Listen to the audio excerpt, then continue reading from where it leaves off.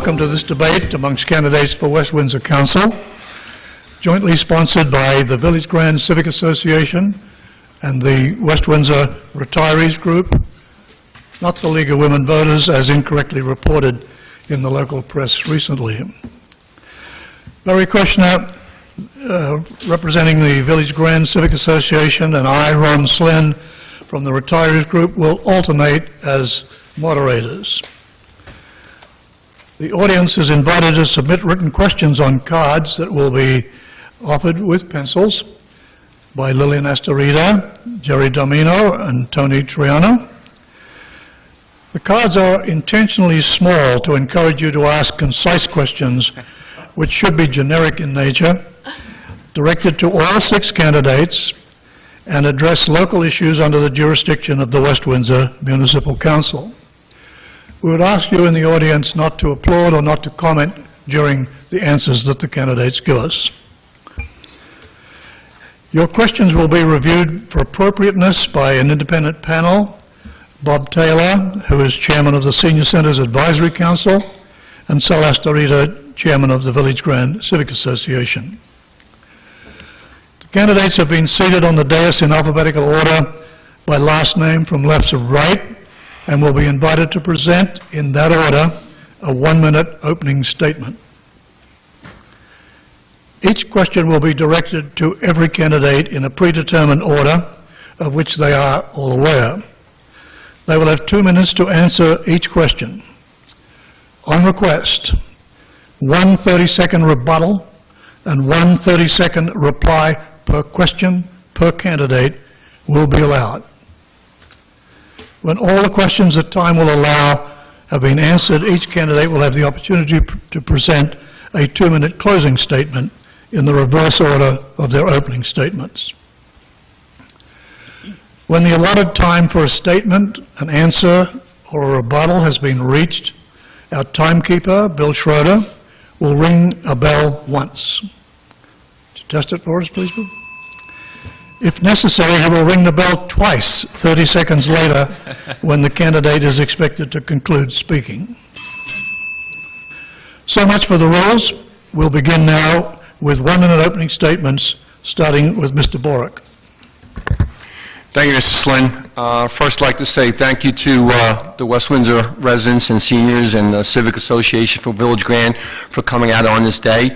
Certainly, we've had some challenges, and thank God the hurricane did not come, but certainly one of the things that I've learned over my time being here, sitting as your councilman, 8.5 years, is that the job of councilman has evolved to the point where nowadays it's not just coming to meetings every 2 weeks. Certainly, I have been out in the community dealing with issues, and when people call, directed them in the right fashion. So certainly, looking at what we do on a day-to-day basis, it's important to be responsive to the residents of our community. And with that, I just hope to continue in my, as a councilman here, representing you, because there's nothing more that I want to do but to give back to you as I give back in my capacity as a firefighter in Jersey City. Mr. Halloran. First of all, thank you to all the candidates for being here. Thank you to the residents of West Windsor for being here. My name is Gerald Halloran. I'm a fresh, independent voice here in West Windsor. A voice that is committed to representing you and listening to you, the residents of West Windsor. I've been married to my wife now for 5 years. We moved here to West Windsor with my son, Will. We moved in order to escape the reckless development that was occurring in Hoboken, New Jersey. We saw firsthand how irresponsible planning, aggressive development, and can negatively impact the schools, traffic, as well as the environment. Professionally, I'm an area sales manager with Santander Bank. My day-to-day consists of having tough conversations with finance and general managers within the automotive dealer industry, not the Boy Scouts of America. This is a skill set that I will use when having tough conversations with developers. Over the last 3 months, I've probably knocked on close to 2,000 doors. Ron, I think yours was the first one I knocked on. I did this with the purpose of meeting, listening, and committing to you that I am the right choice to represent you, the residents of West Windsor. Thank you. Ms. Hamilton. Thank you. Good morning, everyone. Thank you for being here. Thank you for giving me this opportunity to introduce myself to West Windsor, and thank you to my fellow candidates for their public service. I'm clearly in good company. My name is Aisha Krishnan Hamilton. I've been an attorney for 17 years and a business owner for the last 10 of those years. My family and I moved here to West Windsor because of the schools, but I've been inspired to get more involved by the people that I've met. This is a rich and vibrant community. As a business owner and the chair of an international business organization based in the greater Philadelphia and New Jersey area, I've helped small businesses grow, and this is something that is important to me. We focus on the bottom line, we focus on efficiency, and I have helped women-owned businesses grow to the next level. I know I can bring this skill set to West Windsor. I know that we should support and encourage the small businesses that we have and encourage other small businesses to join our community.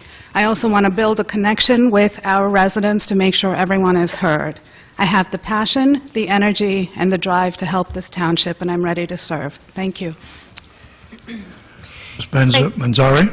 Thank you very much to Mr. Slynn and everyone who made today possible. I'm Virginia Manzari. I've lived in West Windsor for nearly 17 years. My husband Steve and I moved here for many of the same reasons other people in this room have, for the excellent schools, the train station, which my husband uses every day, and the beautiful community, the open space, and the farmland. We have 2 children in the schools, and I hear from parents all the time that they can't wait for their kids to graduate so they can leave West Windsor. I find this incredibly sad, and at the same time I understand it. Development is getting out of control, traffic is getting worse, large wooded areas are disappearing, we're losing that small town sense of community, and to make matters worse, our taxes are off the charts. So these things are unacceptable, and we need to change them. I believe that my professional experience makes me uniquely qualified to handle the budgets and the business end of things, and my record of volunteering and acting as an advocate for residents over the years demonstrates my love for West Windsor and my commitment to our community. By serving on council, I'll make solid contributions to the community by blocking further threats to our quality of life and encouraging positive improvements. Thanks for having me. Mr. Mraz? Good morning. I would like to join other candidates in thanking everyone who made this debate possible. I would also like to thank those who are in the audience and those who will watch on TV. An informed voter is the best defense we have to get our township, state, and country on the right path. My wife and I moved to West Windsor 21 years ago to raise a family. Our 4 daughters received an excellent education, kindergarten through 12th grade, in the school system. We are grateful to everyone who made that possible.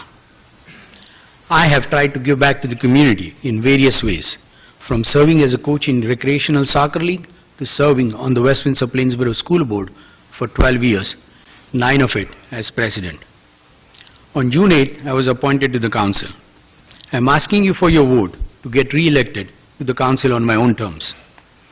I look forward to a vigorous discussion with my fellow candidates during the next 2 hours. Thank you. Ms. Miller? My name is Allison Miller, and I, too, am running for Township Council. And I, too, would like to thank the West Windsor Retirees Group, the Village Grand Civic Association, and everybody here at Town Hall who's made this debate possible, as well as our audience live and on TV. I hope that this will prove an instructive couple of hours. I moved to West Windsor 27 years ago, also for the schools. I'm originally from New York City in the winter and Putnam County in the summer, so I'm a city girl and a country girl living in the suburbs. I'm a certified planner, and I've used my planning expertise and experience to serve this township on various boards and committees, including Township Council for 10 years, and I am a founding trustee of both Friends of West Windsor Open Space and the Bicycle and Pedestrian Alliance. And I'm proud of the leadership role I've played in both those organizations. I'm sitting up here because I want to continue using my skills on council, and I and my running mates, George and Aisha, bring the knowledge, acumen, experience, professionalism, and leadership skills that West Windsor needs on Township Council. Thank you. Hi, I'm Barry Kushner. I'm a Vice President of the Civic Association of Village Grand at Bear Creek, an adult community in West Windsor. Now for your first question, and we'll start with Mr. Halloran. What do you consider to be the most important issues to be addressed by the new council come January the 1st, 2016? Mr. Halloran. Yes. One of the, I think everybody's on pins and needles, is the rulings that are going to be coming down from the court on December 7th regarding affordable housing. We're not quite sure what the number is going to be, but from the research that I've done, I'm fairly confident that we're in a good place and we should be able to meet the numbers that affordable housing ruling is going to tell us that we need to meet. Having a plan in place is important when it comes to dealing with developers. As long as we have a plan in place and we can show the courts that we are working towards our affordable housing number, developers have no case in the courtroom. So having a good, solid plan to meet these affordable housing numbers is the right approach, and the approach that will keep West Windsor's future out of the courtrooms and in our hands. Thank you, Mr. Halloran. Ms. Hamilton? Thank you. I certainly think, I agree, affordable housing is going to be an issue, but I think that West Windsor is actually pretty well placed in terms of it being able to satisfy that legal obligation. I think one of the biggest issues we're going to have to deal with is the next budget. And that's right around the corner, waiting for approval in March. And so that's one of the first things that, as a new council member, I'm going to have to look at, scrutinize line by line each of those items to determine, is this the right allocation? Does this make sense in terms of our township? Do we want to preserve these services? And how is that going to affect our taxes? I think one of the biggest issues we need to be cautious about is not cutting into our budget surplus. What that results in is losing our AAA bond rating, which means our taxes will have to go up. They will have to go up to be able to provide the same services, to do the same types of roadway projects, because when you lose your AAA bond rating, you pay higher interest rates and higher insurance rates. So you're going to have to pay the piper at some point. So we want to make sure that we're making fiscally sound decisions at this point so that we're not stuck in a really big problem down the line. Thank you. Thank you, Ms. Hamilton. Ms. Manzari? I see several issues, the first of which is overdevelopment. The Howard Hughes property is an enormous property that currently is not being developed. The owners of the property would like to change the zoning for this area, and if you look at, well, first of all, it's 10 times the size of Quaker Ridge Mall, so it's enormous. And if you look at what they build enormous properties. If you look at their properties that are most similar in nature to ours, they could be looking at 5,000 homes there. That would decimate our town. It would decimate our schools. So we need to keep a very close eye on that. We need to protect our assets. Secondly, taxes. Our taxes, our municipal taxes, have gone up dramatically over the past 15 years, except for the last 2 years when there was no tax increase. I think that that is where we should be. We should always be looking to look for efficiencies and look for better ways to save money and keep our taxes at flat, because we're getting hit from all sides, from the county, et cetera. I disagree with Ms. Hamilton regarding the AAA bond rating and lowering the fund balance. I absolutely am in 100% support of maintaining our AAA bond rating. However, if you look at our fund balance as a ratio of our entire budget, it is much higher than other towns in New Jersey who also have a AAA bond rating. So I feel that we could, and I've consulted several financial experts on this, and they all agree that we could, over time, very slowly, lower that fund balance to a more reasonable point. We could take that money and either give it back to residents, or we could use it to fund some projects that need to be done now, sooner rather than later. And then third, I'm running because I'm an advocate for West Windsor residents. I have been advocating for residents for years. I will continue to do so whether I'm elected or not, but I think we need more advocates on council, and I'm ready and willing to step up and do the hard work and to fight for residents of West Windsor and be a voice for residents. Thank you. Thank you, Ms. Manzari. Mr. Morath? Thank you. I'll start where Virginia ended. As a councilman, you are a representative of the community members. So I have to represent what the community values are. The two issues that are always important are development and taxes. With the affordable housing ruling coming up, we will get a number from the court, and it's very important to make sure that the developers don't use that number to beat us up like they did with the toll case several years ago, because that will directly have an impact on taxes. Taxes is an issue near and dear to my heart because as a president of the school board, I had to get a budget passed for first 10 of my 12 years, which the council or the county never have to do. If you look at your taxes over the past 12 years, you will notice that the county taxes and the township taxes have risen at a much faster rate than the school's taxes. So there is a lot of room for improvement on taxes on both the county level and the township level, and the residents need to hold both governments accountable on both those fronts. So I will certainly have to deal with the budget that's presented by the mayor, but I'll take a look, and I will not be afraid of asking tough questions and making tough decisions as to what needs to be funded. Regarding fund balance, the West Windsor Plainsboro School District was only the second district to get AAA rating in the state of New Jersey, and we have maintained it throughout. The school board uses roughly about 2% of the budget to 2% of the fund balance to fund their operating budget every year.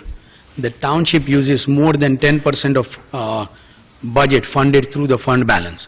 So there is certainly room for improvement, and there is certainly room for looking at various aspects of that to come up with things that will save the taxpayers' money. So I will certainly be looking at those. Thanks, Mr. Morath. Ms. Miller.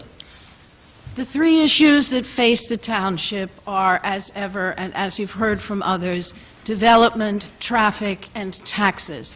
And they are all intertwined. Of course, when I get on council, when I was on council before, I will look at every line item of every budget, ask tough questions, scrutinize carefully, and look for opportunities to trim. Also, when it comes to development, we have to have a plan. We have to have a comprehensive plan so that we can react to developers' suggestions having something in mind. We do have to face the possible Mount Laurel number. We don't know what it is, but we have to face it with a comprehensive plan and not piecemeal. All development affects traffic, and whenever a developer comes into West Windsor, we have to deal with the traffic impact and the tax impact. And when it comes to an enormous project like Howard Hughes, we must not be in a hurry. We have to use time to let the residents speak their interests, to let everybody know exactly what the impacts will be, especially the tax impacts and the traffic impacts. We cannot afford a city in the corner of West Windsor. Thank you, Ms. Miller. Mr. Borick. Thank you. Three issues that I see. Number one, let me go to the taxes. Certainly in the last 8.5 years that I've sat on council, every budget that we've received from the mayor, the council that was sitting has reduced it. The last 2 years, yes, we did reduce it to a 0% increase, which was phenomenal because, quite honestly, none of us sitting on the dais want to raise our own taxes. But to be objective, you have to look at the budget that's presented and then go over it with a fine-tooth comb. To sit up here and just make an arbitrary statement that I'm going to reduce taxes is a misnomer because, quite honestly, you don't know how it affects the community. One of the things that we've seen over the past couple of years is we've had some developments that have come online. They've come online because we lost court cases which these developers now were able to build these units. Clarksville Road, perfect example, 650 units went there. It had a tremendous impact on the schools, but it also had a tremendous impact on us here in the community because the services that we needed to provide, the additional traffic that we have in the community, So certainly it's been a balancing act as far as, sitting on council and trying to, okay, how do we minimize the effects of these entities, but yet get the most out of the tax dollars that we spend. So certainly it's been a challenge. But I think, like I said, until you see a plan or see what's going, you really can't say, I'm going to just arbitrarily do this. Talking about the Howard Hughes, okay? Howard Hughes right now, the council controls its destiny, because right now they cannot build any housing on that development. Right now they can build they could build offices there, small offices. That's what they can do there. But the council is the one that's going to make a determination, if any plan ever comes, whether to change the zoning. So certainly, being on council for 8.5 years and seeing what the effects it has, it's going to be very important for the council in the years to come to be able to look through the information and make a decision based on the facts and not do something that's going to be adversely impact the residents. Thank you, Mr. Borick. Now that the candidates have answered all the questions, do any of you want to rebuttal? Yes. I have just a quick point of rebuttal clarification. When the agencies are looking at your AAA bond rating, one of the factors they consider is whether a township is willing to raise taxes, even a minimal amount. So the fact, in fact, South Brunswick just recently lost their AAA bond rating. So we, being in the neighboring surrounding areas, are under scrutiny now, so we need to be careful. Thank you. Yes, Mr. Murad. And this is election season, so we will say whatever we think you want to hear. So I always tell people, don't listen to what I have said, look at the record, and based on the candidates, because all are good people with the best intentions in mind. So with regard to Howard Hughes property, after the last election, people on this dais voted for 800 houses in train station development. That's why it's very important to elect councilmen who are not afraid to take a tough stance and say no to the developers when the developer needs to be said no. Thank you, Mr. Murad. Anyone else? Mr. I'd like to rebut. As the councilman that was here for the INICAP lawsuit that we had, and certainly some of the other councilmen that still sit on a dais with me, certainly we were pressed with a decision. And the council at that time made a decision based on what was in the best interest of the community. And quite honestly, it was a very contentious issue. But I know there was a segment of the community that wanted a downtown area that they call their own, and certainly the concern of what it brings. Thank you, Mr. Board. Ms. Manzari. So I became involved quite heavily with the train station redevelopment issue as well. I did an analysis. I saw an unmet need. I saw a report that the township had authorized and they were ignoring. And I went ahead and I did an analysis of that, and I presented it to the community leaders and to the community at large. When I say that I am not for a large development, I mean it. And I will not, right after being elected, switch over and start supporting the developer, as some on this dais have. When I say I'm against development, I mean it. Thank you. Thank you, Mr. Manzari. Mr. Halloran. I would like to address Mr. Borick's claims regarding voting for budgets and voting the way that he says he's going to run his campaign. Mr. Borick was not present for the last budget vote. Mr. Borick ran a campaign on no to 1,000 houses and then voted for 800 houses. Thank you, Mr. Halloran.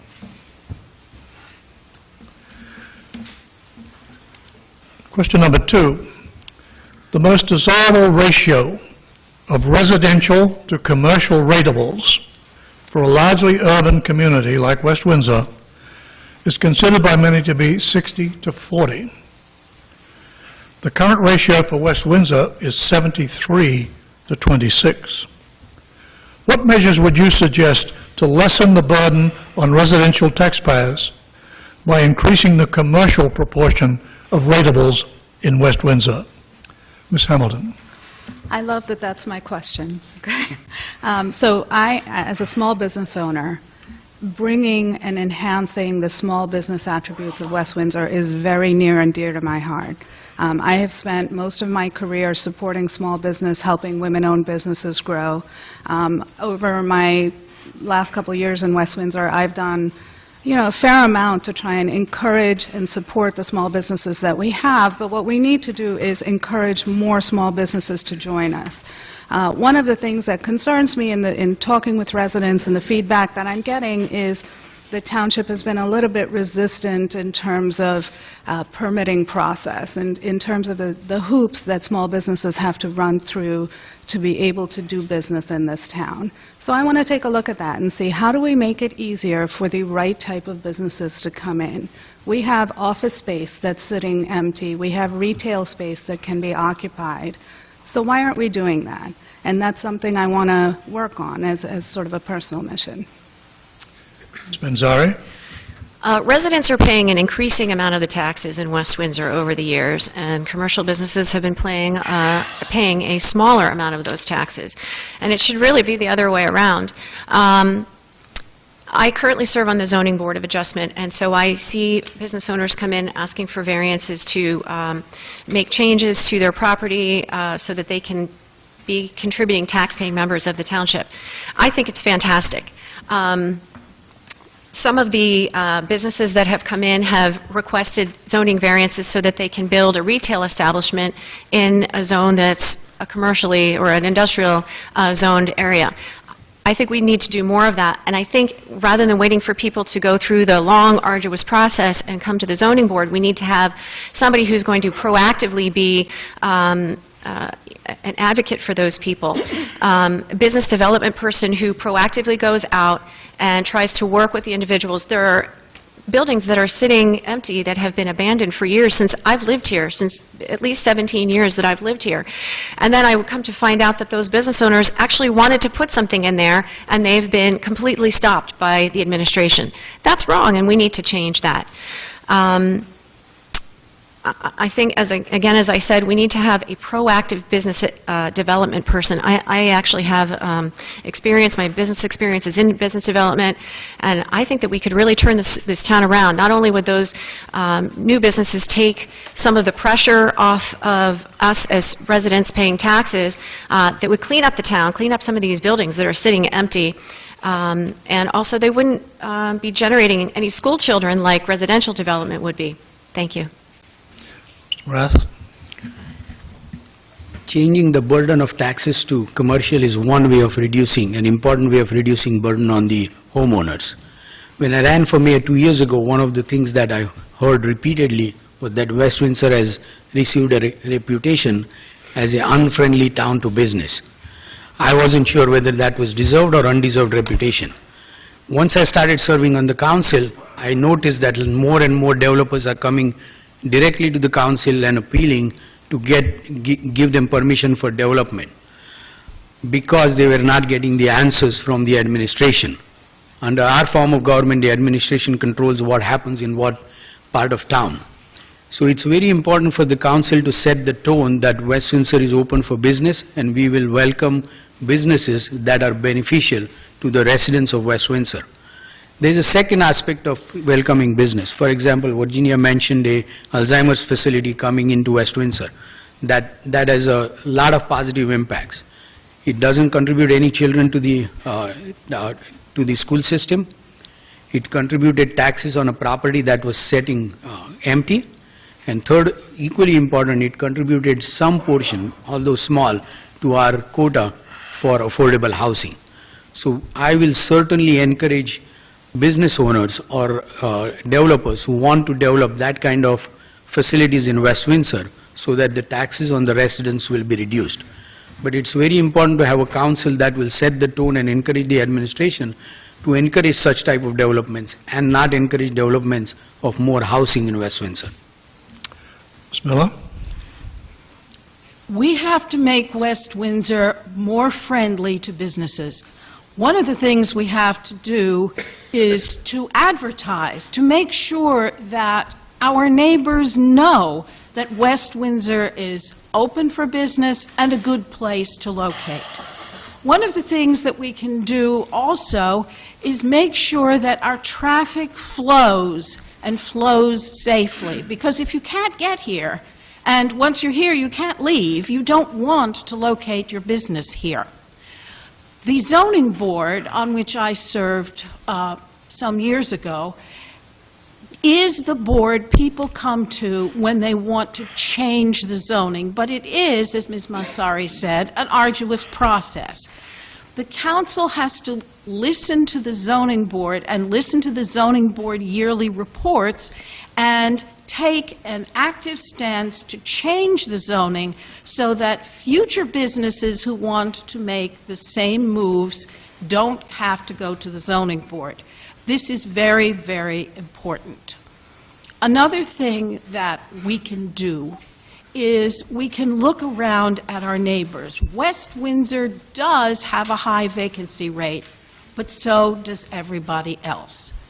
We have to work with the business community and make ourselves more business-friendly if we want to change the ratio of businesses to residents. Mr. Bork? Thank you. Just so everyone knows, certainly, yes, the commercial ratables are a cleaner ratable, and certainly does have a huge impact as far as us, the homeowners, as taxpayers. One of the things that's done, when you look at, for instance, like Boston Properties has a lot of property that's still not developed. It's sitting there, they're just waiting for a tenant.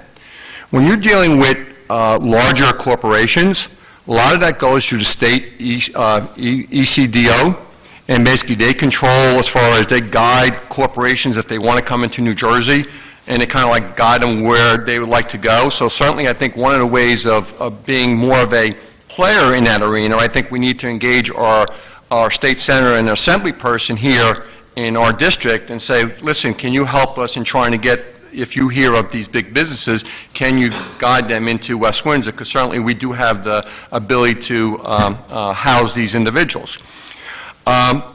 One of the things, too, just for the record, you know, our occupancy rate in commercial buildings is at 90%. And that's as of the latest information from the tax assessor's office. So certainly we're in a much better place than other municipalities are. So certainly we're moving in the right direction. And also, too, just for clarity, even though you build a commercial building, we still have an obligation on the affordable housing for a segment. It doesn't impact us as much if we're building housing, but even though you build a commercial building, there's still an obligation for the community to build affordable housing somewhere in the community. So don't make no mistake, commercial is good, it's much better, but still is an obligation for us here in our community. Mr. Halloran? Yeah, I agree. I think West Windsor needs to make an effort to better market itself to not only those looking to open small businesses, but working with other state agencies, economic development corporations to attract businesses to West Windsor. Commercial ratables are important. They do. They lower your tax base, your residential tax base. I love going to the streams, I love going to the parks, walking on the trails here in West Windsor, but I also love walking into a local coffee shop and seeing my neighbor running his or her small business, going to a local print shop and working with my neighbor to put together flyers for whatever, you know, whatever activities I'm involved in. I think it's important, yes, I agree with most everybody up here, and I think we're kind of all on the same page, that we reach out more, market West Windsor as being open for business. I might just comment that amongst our neighboring communities, Cranberry has the best ratio to favor their residents. But do we want warehouses like that that give Cranberry that advantage? Any comments? Yes. Just a rebuttal. I want to rebut. Sure. Okay, one of the things I want everyone to be aware of, you know, certainly we want to be business friendly. But I will have to say that the last couple of years, what this township has experienced, where pieces of property have been rezoned. They've not rezoned, but they've been zoned for a certain type of development, and that's retail development. What we've been experiencing lately is that some of these people that have that retail, that have the ability to build retail, want to build housing on top of it. So certainly is that we, as a body, aren't against people building, but we certainly want to make sure it's the right balance and not have more housing unnecessarily. Hamilton? Just a quick sort of bit of information as well. It's important to me that we support the existing business that we have, right? We want to be careful about how much new development we're talking about. So I've been working with TCNJ Small Business Development Center as well as the Princeton Chamber to try and focus on West Windsor businesses, to draw some of their events here, to start highlighting and spotlighting West Windsor business, because when West Windsor small business thrives, West Windsor thrives. Again, I will go back to my original point. Look at the record, don't look at what people say. When I came to this town, the ratio was 70 to 30, if I remember correctly. Now it has gone to 73 to 26, which is moving in the wrong direction. And as a businessman, I can tell you that I will watch what you do more carefully than what you say. So you can advertise all you want, but it's far more important to take action and actually show that you mean what you're saying than simply to advertise to businesses. When I said West Windsor needs to advertise, I was speaking from experience, because I have relatives all over this area, and since they are Hamilton, Trenton, Ewing oriented, they didn't know West Windsor was open for business. So we need to reach out to all our neighbors. Also, regarding the housing over retail, if people have zoning for retail, that's not a great idea. But if people have zoning for housing, it's a splendid idea. We have to be flexible. Thank you.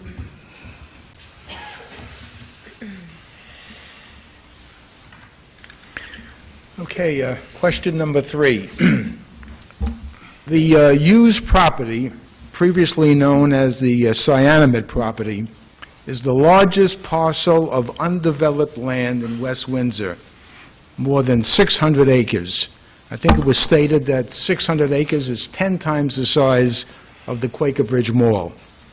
What viable uses for this property would you favor, and which would you oppose? And we'll start with Ms. Manzari. Yes, I have had my eye on the Howard Hughes property for some time, for many years. I've met with the Howard Hughes executives over time as they met with many members of the community. I oppose a huge residential housing development on that property, no question about it. And my record proves that I oppose that, and I will stick with that. I wouldn't be upset if nothing was built there. However, as I mentioned before, I believe that council members should be representatives for the residents of this township. And if people believe that, we should do something with that property, then I would say that I would like to see something there that would contribute to the tax base to alleviate the burden from the residents in terms of taxes, something that doesn't generate a lot of traffic, and something that doesn't generate any school children. I do know that there have been some businesses that have been interested in that property, and of course Howard Hughes owns it, and so it's their right to hold on to it or to sell it to someone else. I have heard of a soccer association that was interested in purchasing that land and using that land, which would have caused minimal impact on the township, as I understand it, at least as it was presented to me. So I really think that we need to protect what we have now. We have assets like our schools and our our quality of life. We don't want anything out there to impact that negatively, and we certainly don't want a city. We don't want our town to turn into a city. Thank you. Thank you, Ms. Manzari. Mr. Morath. Yeah, I agree with Virginia, and everyone on the DS will say that we don't need any housing in there. When the Howard Hughes Corporation came to council and requested a change to a pilot program, the council rightfully refused them because they wouldn't tell us what they wanted to do there. If I am elected to the council, I will not admit to any zoning change until and unless we know for certain what their plans are for that property. Because we learned from the train station development, once you do a zoning change, the developer will come back and sue you under the new law and get whatever he or she wants. The developer always has more money and time than the township does. At that time, Allison famously said the Howard Hughes is not in need of anything, and I agree with her, and I'll give her credit for that punchy line. It's a good line. So it's very important to understand that if that property is developed, that will be the largest property ever developed in Township of West Windsor. Again, Virginia mentioned it's 10 times the size of the Quaker Bridge Mall. So you want councilmen on council who are not afraid to say no, who are afraid to ask tough questions and make tough decisions when the property development comes to the council. Thank you, Mr. Morath. Ms. Miller. Well, thank you for remembering that comment. It was based on need. We don't need to develop it. But the owners of the property want to develop it, and we have to be very, very careful what we allow. We need to have any change be not only tax positive, but traffic positive. And I would like to listen to the residents as well as potential developers and get something different, not more and more of the same. I like the idea of a soccer association. I like the idea of a zoo. I like the idea of anything we don't have, which will be exciting and interesting and different. I'm not sure that's what Howard Hughes has in mind, but it's certainly what the region could use. And I agree with my colleagues here that the council was right to be wary of making the Howard Hughes property an area in need of rehabilitation, of redevelopment, whichever they asked for, because that brings the state's eye onto the property, and the state interprets that as the township wants development. And I don't think that that's the kind of state oversight we need here in West Windsor. Let's get something exciting. Let's save a lot of it as open space. Let's get something new and different. And most important, let's not be in a hurry, and let's listen to the residents at every step. Thank you, Ms. Miller. Mr. Borak? Thank you. Howard Hughes, I'd love to see it, the property on right side as you're going down Clarksville Road stay as a commercial retail. I'd like to see the east side of Clarksville Road turn into open space. So certainly we can add to our open space allotment here in West Windsor, which we pride ourselves on. Certainly, we know what development brings, and we know what impact it can have on us. But, until you see what they bring forward, I think you have to be fair to any landowner in a community. What do you have? They have not shown us that. I'd also like to say is that, since I've been on council, numerous times the Howard Hughes Corporation has reached out to sitting council members to have a discussion with them. Then, I never sat down with them. I never had a discussion with them. Because certainly if you're having a discussion with developers, you should be having a discussion in an open environment so everyone can see the openness and transparency. So certainly, I know some people have met over time, which I disagree with, but certainly as someone that sat here, any discussion with any landowner or developer that wants to make changes needs to be done in an open and transparent manner. Thank you. Thank you, Mr. Borak. Mr. Halloran. Yeah, ideally, for the time being, nothing would go into the Howard Hughes property. I think everybody that gets stuck in traffic along Quaker Bridge Road would agree with that. Howard Hughes, however, is not in the farming game, and that is why it's important to keep the area, for the time being, zoned as is until we, the residents here in West Windsor, have an idea of what we want to use that land for. A commercial radiable, something that is tax positive, would be the ultimate goal, and that is something that I would give my blessing to. Thank you, Mr. Halloran. Ms. Hamlet. Thank you. Maybe being an attorney, I have to be a realist in this. And one of the first things I did was jumped on Howard Hughes' website to look at what are the types of things that they do in terms of their development. The reality is they own the land. They are large mixed-use type of development situations. If we stick our heads in the sand and say we don't want anything to be built there, we are going to lose another builder's remedy lawsuit. Not a good idea. From an attorney's perspective, I can tell you litigation is your absolute worst-case scenario, and you've seen that with the estates of Princeton Junction. So what we need to do is look at a collaborative approach, look at what are the objectives that this township has in absolutely preserving the qualities that we want, in maintaining and controlling traffic, and really increasing our commercial aspect. We need some tax relief, and the way to look at it is to look at where are the revenue centers we can develop. Instead of continuing to slash and cut this budget, cut into the surplus with abandon, we cannot do that. We have to look at revenue centers. And as a township, I think if we can be positive about this and say, if we have control over this process, we have control and the ability to negotiate with a developer, we are in a better position than if we simply say, we don't want anything there, because that's unrealistic. Thank you, Ms. Hamilton. Any rebuttals? I'd like to make a comment. The current zoning for the Howard Hughes property does allow 100 units of affordable housing. No market rate housing and no more than 100 units.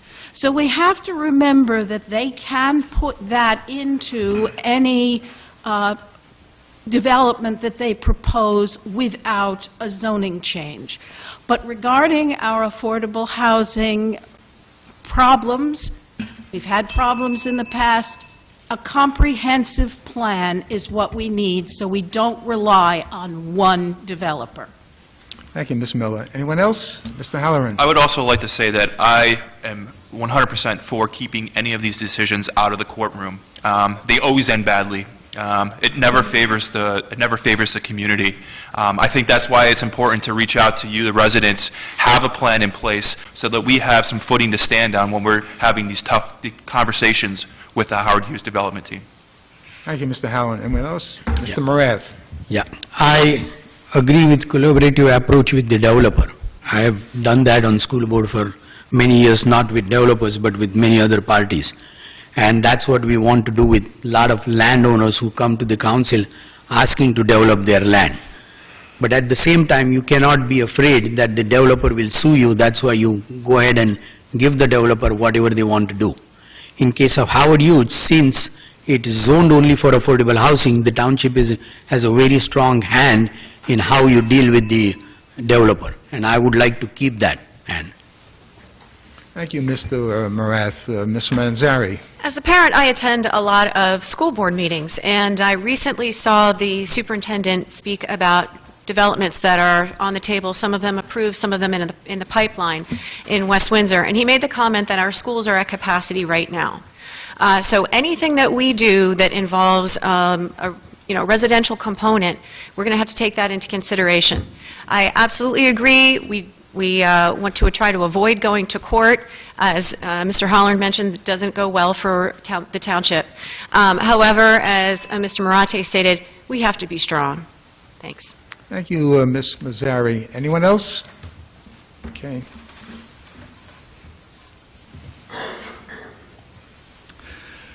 Given that our county tax is higher than our municipal tax, this questioner asks, as a member of council, what would you do to make Mercer County more responsive to our local needs? Mr. Morath. Thank you.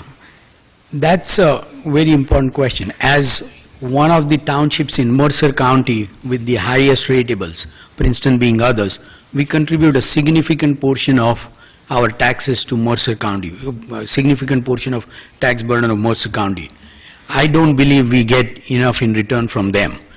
Whenever we have an issue, they have not been as responsive as they should be for the residents of our township. The two examples that immediately come to mind is Cranberry Road. We are trying to build a sidewalk there, and the residents on South Post Road who have a major problem with the stage they have built. So I would be very strong in dealing with the Mercer County freeholders and the Mercer County executive, asking them that we need to get fair share of our tax dollars back, and they need to respect the problems that our residents are having. Ms. Miller? We've had a lot of cooperation from Mercer County on open space issues in the last year or so. I think that the proportion of Mercer County open space money that's come to West Windsor has grown. And I know that the current administration and at least Mr. Boric are reaching out to the county on other open space and recreation issues. I know also that in terms of our county taxes, we are victims of our own success. Relative to the rest of Mercer County, or most of the rest of Mercer County, our developments, our houses are maintaining their value at a rate that others are not. And therefore, our equalized assessed value is going up relative to most of Mercer County, and therefore our county taxes are rising even when the freeholders cut their taxes at the beginning. So we can't object to our houses keeping their value, but I agree that we have to take a good look at the other county services that we get and make sure that we truly get our fair share. Mr. Boric? One of the things I would recommend council do is for whatever council is sitting here in January is to invite the freeholders here and have a freeholders meeting here in our chambers.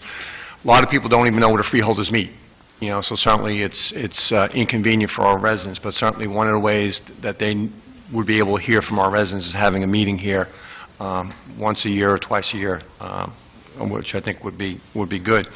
But I also think too is that, you know, when you're having a discussion on issues that are important to us, and certainly we need to get more return on our dollars that we send to the county. But I also think too is that you have to have people that are willing to have a discussion and not politicize a venue or something that's out there in the community. Because when you polarize, you know, a issue, people don't want to try to help solve the problem. And I think you have to bring respectability and responsibility to anyone sitting on a council and have that dialogue. Because when you have good dialogue, you can solve the issues. Mr. Halloran?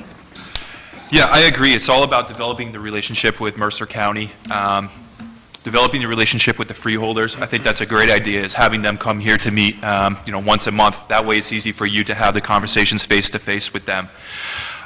There are a couple issues that I've come across while walking around the streets of West Windsor and meeting with the residents.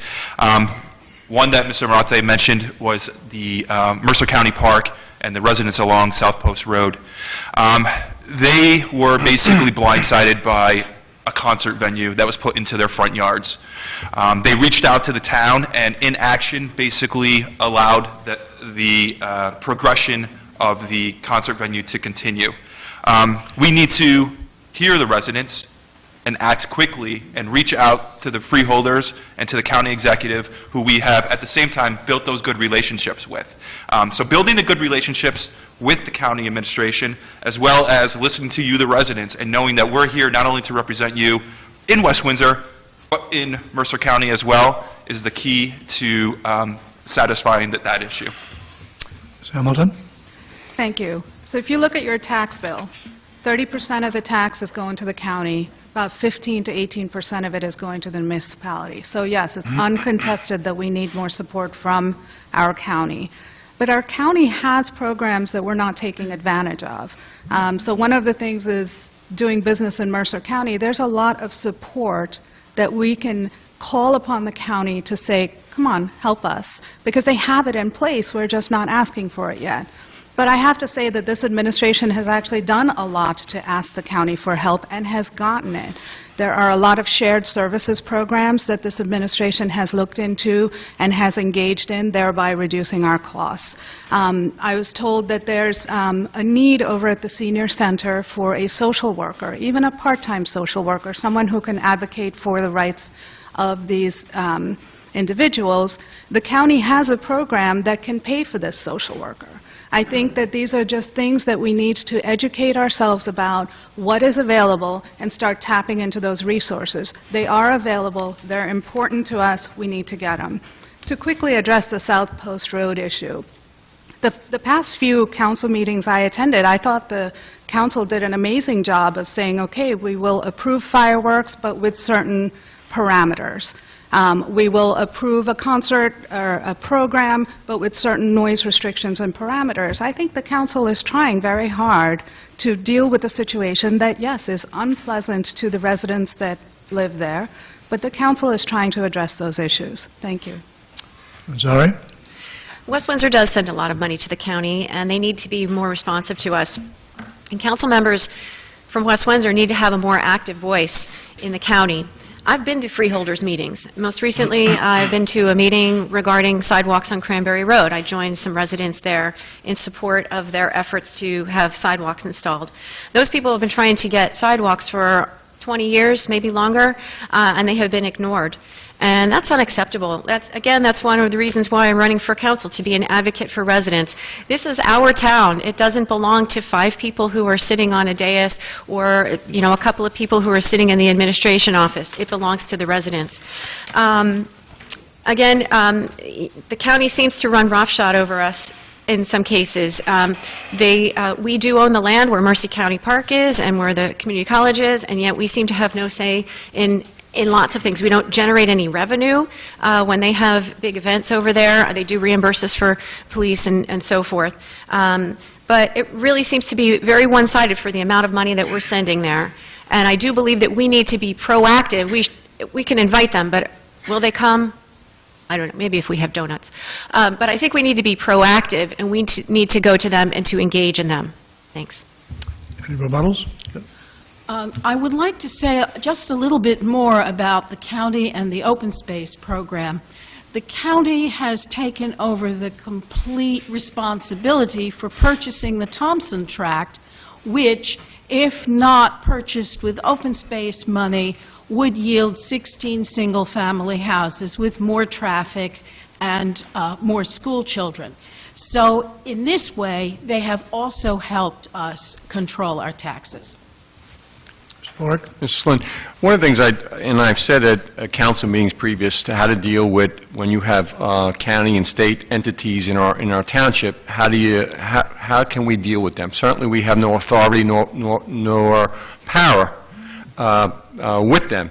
But one of the things I have said at council meetings previous is that we need to have some type of state legislation passed where even though they trump us, we should have some type of saying as far as what goes on, whether it be county property or state property here in West Windsor. And certainly my colleagues have said that we're going to look into it as trying to get something like that done.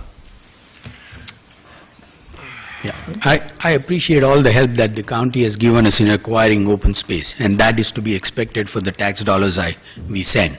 But the county has been completely unresponsive to the Southport residents, and that's absolutely unfortunate.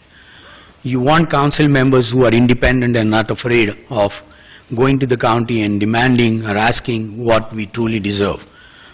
Our ticket has not asked for endorsements from anyone outside of the township, so we are truly independent as opposed to the other side. Other comments? Yes. So I too am in favor of buying up a lot of open space. I think that's the best way to fight, to keep development out of our township, is to buy up open space, and I appreciate the county doing that with us. As far as the people on South Post Road goes, they have a giant gas line that runs under their property. Then the solar panels were built. I don't even know how that's safe. It seems incredible to me. They've had water quality issues over the years, and now they have a stage that faces their homes when it could have been facing any other direction and wouldn't have bothered anyone, but yet it's aimed right at their houses. It's unacceptable, and this council needs to stand up to them. Thanks. Yeah, I mean, yes, there is a good amount of money that goes to Mercer County, but money aside, it's about having a little bit of a voice with the Mercer County freeholders, with the Mercer County county executive. South Post Road, it's getting worse and worse. It started out with a concert every 3 weeks. Now it's every week. There's a festival, there's a concert, and there was a delay in reaching out to Mercer County and getting some answers on what was going on and why a concert venue was put into this area. So it's all about having that open relationship, and it's all about going out and voting for those Mercer County freeholders and executives that you think are going to carry on the West Windsor way? I think what's important here, though, is we've spent a significant amount of time talking about a condition that isn't going away. So I think we need to be creative and proactive about how we address future conditions. Yeah, the stage is in place. It's not going anywhere. The residents are unhappy. We need to address their needs and look forward.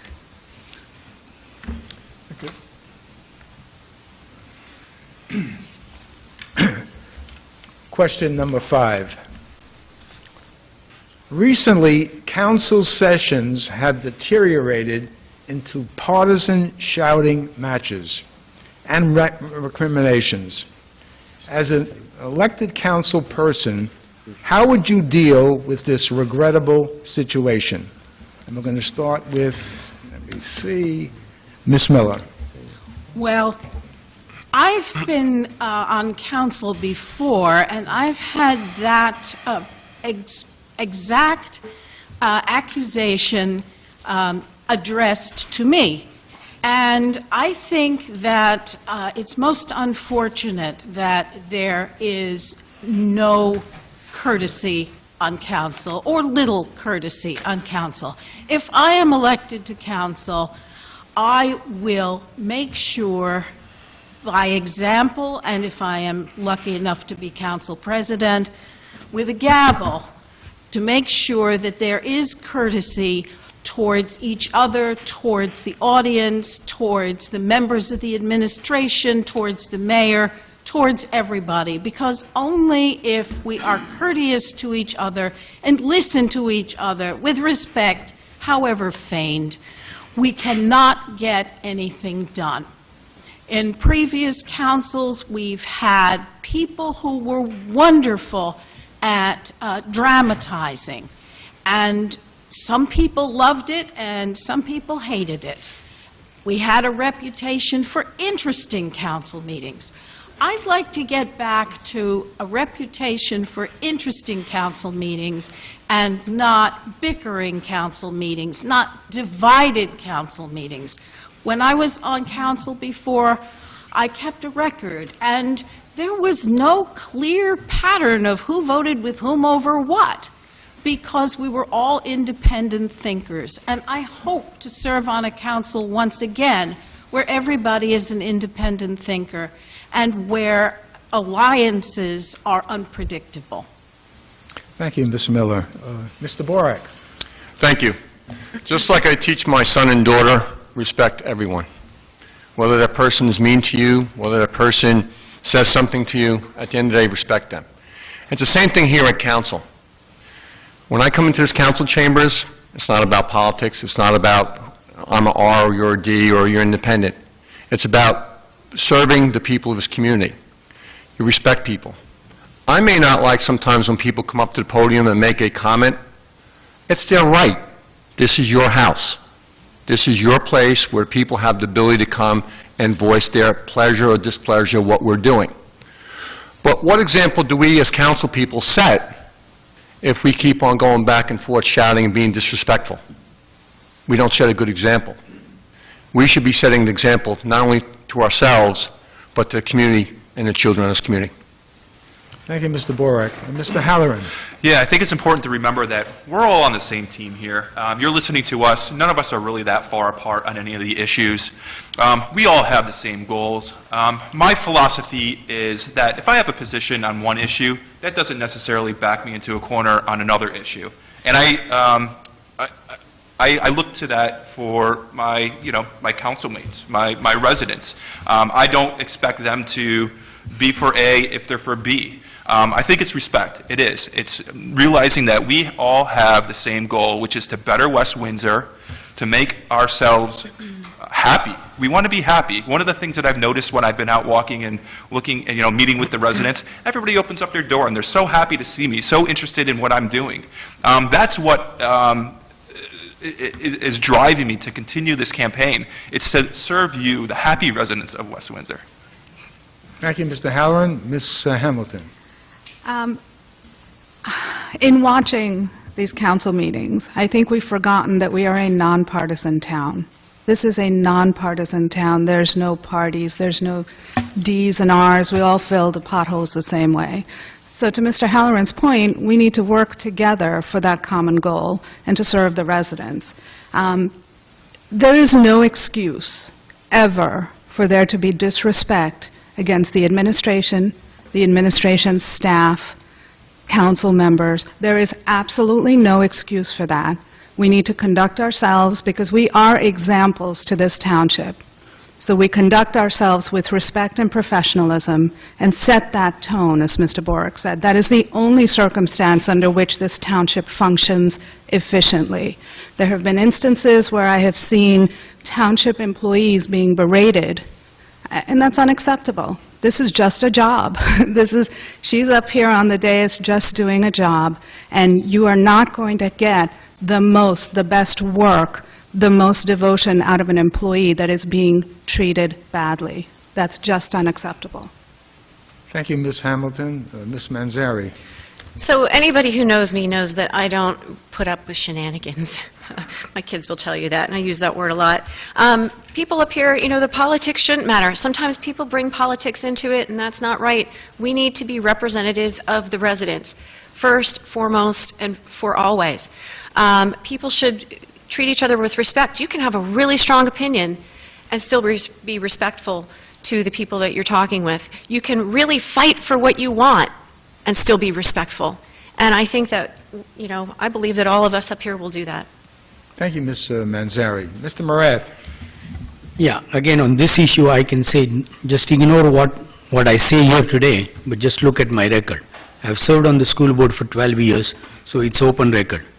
Interesting thing on the school board is, most of the time when new people get elected, you don't know where they stand from, what their views are on any particular issues. There are a couple of school board members here in the audience, and they will tell you, I didn't know them before they got elected, other than their names on the ballot. But we managed to work well together. My definition on 12 years of the school board of a successful meeting is not making the front page of the newspaper the next day. And I'm happy to say that I've never made front page of the newspaper. And I was glad that the council always made front page of the newspaper, because that kept us off. So again, you can look at my record. You don't have to go by what I say. And I hope, since I got elected to the council in June, the tone has been a little better. I try to get things done. We don't necessarily agree on every issue. I won't necessarily give you what you want or the answer you want. In fact, I think the test of leadership is the ability to say no to your best friend. And I have passed that test many times over the last 12 years. So if that is your issue, I don't see any reason why you can't vote for me. Thank you, Mr. Morath. Any rebuttals? I have. Go ahead. You go first. Ladies first. Go ahead. Thank you. I've actually worked with everyone up here with the exception of Aisha, but I feel like we've gotten to know each other because we run into each other at the same events. And I've worked with Ms. Miller on a committee years ago, and she actually has encouraged me to run for council over the years. And now we're on the opposite tickets.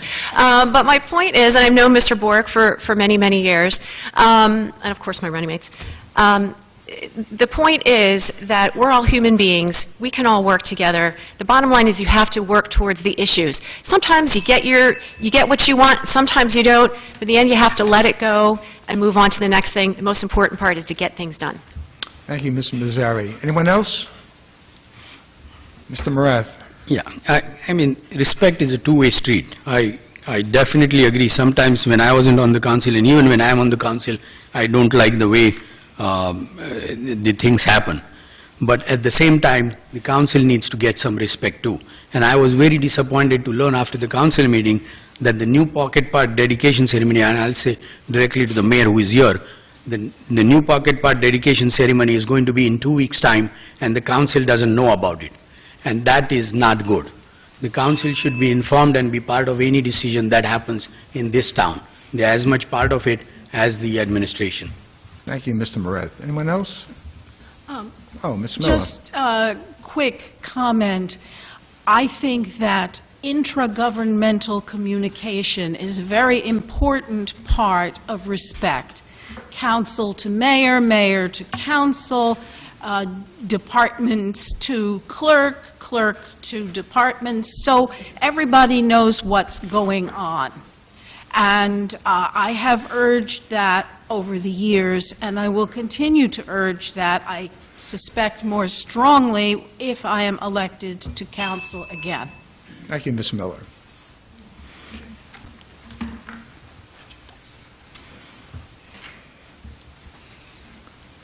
This questioner acknowledges that pedestrian and bicycle safety has been improved in West Windsor, but considers that much more is required. What do you consider to be the priority projects in this area to fulfill the safety issues and add to the community spirit and interaction provided by, and this next expression is in quotes, running into your neighbors while walking and riding in West Windsor? Not literally running into them, but to encourage the community spirit that this would encourage. Mr. Borick.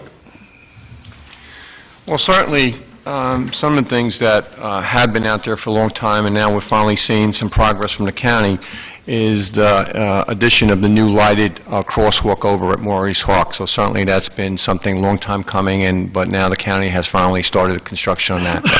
But I think also what's been out there and a lot of people are concerned about is the speed of traffic going through town. Two places that I have, people have been voicing their thoughts on are Penn Lyle and North Post. North Post, right now, we have an engineering study going on from Clarksville, North Post, Clarksville to Village. There's a engineering study being done right now as far as how we can slow that traffic and redefine that road structure there. So certainly that, and then also, like I said, with Penn Lyle now, people are concerned about the speed, people rushing to get to the train station. So certainly those are on the minds of people, so we need to address them to make them safer for our pedestrians and people that bike and people that use those roads day in and day out. Mr. Halloran? Yeah, I mean, if you know you could be safe at night walking along the sidewalks, riding your bike along the road, you're going to get out more and you're going to see your neighbors a little bit more, not so much run into them. A couple examples, I live over in Canal Point, over by Canal Point Boulevard. During the summertime, there's a very nice sidewalk over there, by the way, and during the summertime, the tree growth blocks out the lighting. So as soon as the sun goes down, or when it goes down early this time of year, it's completely dark. It's unsafe, and something could tragically happen over there. Another example, Meadow Road. I travel Meadow Road a lot. I recently went to the new park, the Duck Pond Park that's over there, and I spoke about this at the last council meeting. I drove up and down Meadow Road. I did not see one speed sign. So who knows what the speed limit along Meadow Road is? There's a church there, there's a park there, there's a school there, and there's also a housing development there. I think we really need to kind of take a look at the amount of traffic density that has increased over the last few years and really examine speed limits, lighting, lighting that lights up the roads at nighttime, and really get an idea of what needs to be done to increase road safety, not only for those driving cars, but for pedestrians and bicyclists as well.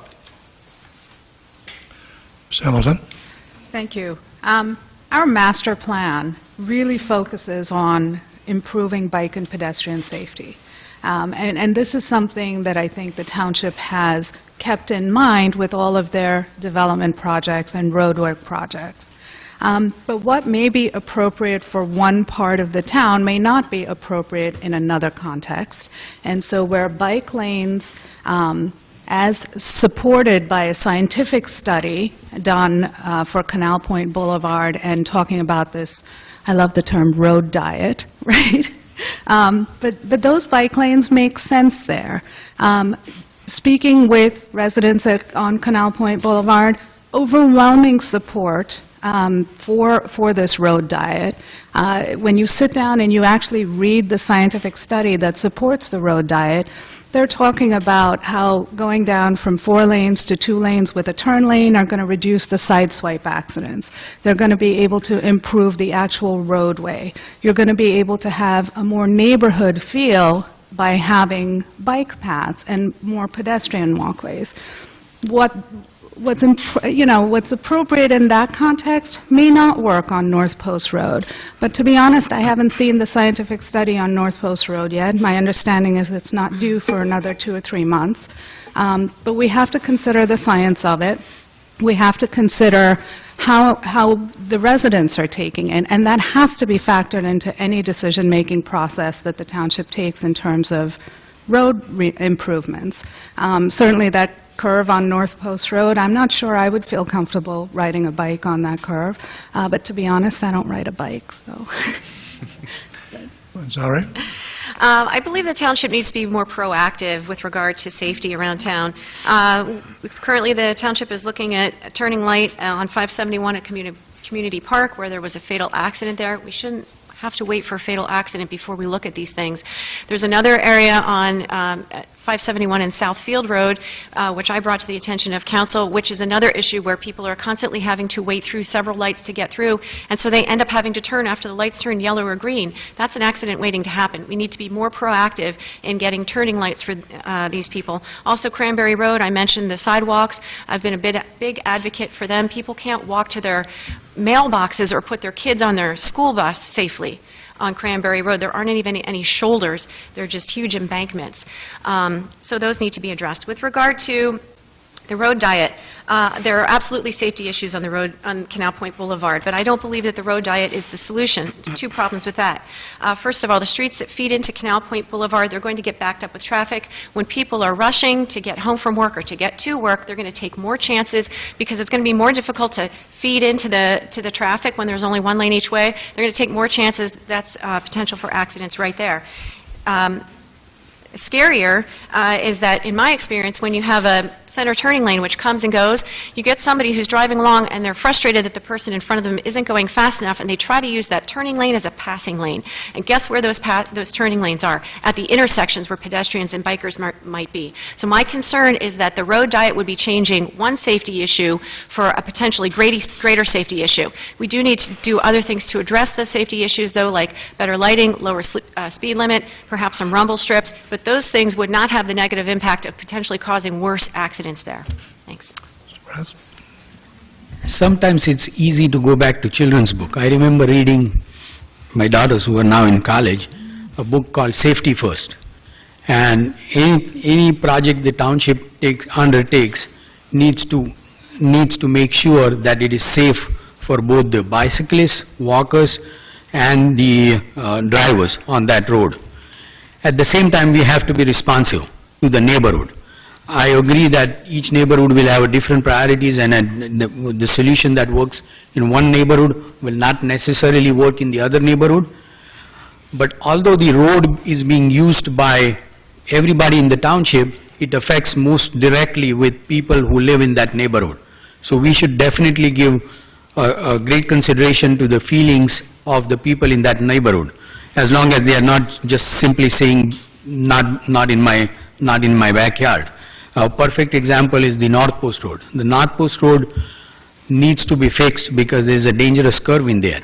But at the same time, we don't have to turn it into a highway where people will speed returning back from the train station. Similarly, Cranberry Road. Cranberry Road, we have waited for too long. Again, 2 years ago when I was running for mayor, I walked that road myself, and I went only so far. I mean, I was too afraid to walk that road. And I am from Bombay. I walked next to moving cars since I was 5 years old. But those cars were not moving at 30, 40 miles per hour. But I was afraid to walk on that road. So, I mean, I really admire people who walk and bike on that road. But those are the types of projects. The other issue is a lot of people come to the council meetings and point out the minor safety improvements that can be done at minimal cost. For example, painting white strips on the road. near the train station development. Those are the things that can be done very easily, that will not cost a lot of money, and that can be easily done by township employees. So the council needs to be responsive to those kinds of issues. Ms. Miller. We have a complete streets policy. The state of New Jersey has a complete streets policy, Mercer County has a complete streets policy, West Windsor Township has a complete streets policy. But people misunderstand this. They think that means that every street must have sidewalks and bike lanes. That's not what the policy says. The policy says that when you redesign or repave a street, you must look into such improvements as sidewalks and bike lanes. I don't have to repeat everything that Aisha said about the Canal Point Road diet. I completely agree with it. And I, too, have looked at the scientific studies as a planner. That's what I do. And they are convincing. I have listened to the residents, and they are convincing. We mustn't let a minority stop what a majority thinks will be a real safety improvement. Also, regarding Virginia's comments, it depends on the exact engineering of how that road diet is carried out. So we have to make sure that mistakes are not made. Meadow Road, mistakes were made. The sidewalk from Bear Brook Road on towards Route 1 is on the wrong side. The people who live in the apartments on Old Meadow Road should be able to walk to Duck Pond Park. There is a crossing light to nowhere. There isn't even a gravel path. A concrete path would not be allowed because it's wetlands there. There were mistakes in design made at the administrative level. I do not know who approved it, but council should be looking at that and making sure that such mistakes are not made again. Any rebuttals? Mr. Porrick? Mrs. Lynn, thank you. I just wanted to touch back on Cranberry Road. 2013, I was the council president, and, during that summer, it was brought to our attention as far as the need for residents on Cranberry Road. So certainly we started the process for that, that area. We looked at different options. 2014, 2015, my colleague on council, Mr. Maher, has taken the lead on that. Certainly, we're a lot closer to getting it resolved there, but right now we're just waiting for all the engineering studies to come back. But I think there's a consensus of what direction we want to go there and get those people the sidewalks. I just want to point out that there is a lot of this information. These traffic studies, the engineering reports are available on the township website, especially for the Canal Point Road diet. I want you to go take a look at it. Read it through. It addresses the fact that there is not going to be an appreciable increase in delay, turn times, waiting times, in traffic volume on Canal Point Boulevard with this this road diet done. It's addressing safety concerns. What's important for you as residents is to read through this stuff and then come and raise your concerns or raise solutions. We're all better working together. Halloran? I live in Canal Point. I have read extensively the Canal Point Road diet. The study itself says that the expected traffic increases that are expected over the next 4 to 5 years will indeed make wait times longer. Not only that, and I quote from the traffic study, "It is recommended that the road diet be implemented as soon as possible to ensure users get the full benefits during this current period before traffic growth and corporate expansion takes place." If we were to restripe and implement the road diet, it will be a waste of money because within the next 4 to 5 years, traffic, the density traffic along that area will require us to revert back to 2 lanes on each side, a total of 4 lanes. Ms. Miller? First of all, predictions on traffic in this area have been shown to be wrong. I'm not going to make decisions based on predictions. Another thing is about Cranberry Road and other such projects. The township undertakes them when the residents take initiative. And it's important that residents do take initiative if they want a new sidewalk, because the township does not like to go door to door and meet with tremendous opposition. But neighborhoods can organize themselves, and that's what happened at Cranberry Road. And that's part of what makes this a great community, that can happen. Just one quick rebuttal. I mean, I'm a little confused by Allison's statement that she won't place too much weight on traffic studies, because that's what is used to decide how the road will be designed. And I will go back to my point again. You need to consult the residents who live there, who has to live with that road, whether it's Cranberry Road or North Post Road or any other road. They have to deal with it 24 hours a day. So you have to consult them and take their views into account before you make any decisions. Could I clarify one thing?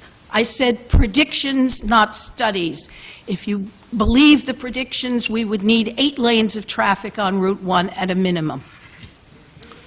Thank you.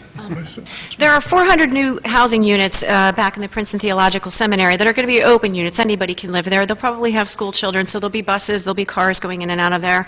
There's also a 164-room hotel, and there's office space that's slated to go in there at some point. And again, they're predictions. We don't know when, but we do know that when housing is approved, it goes up pretty quickly.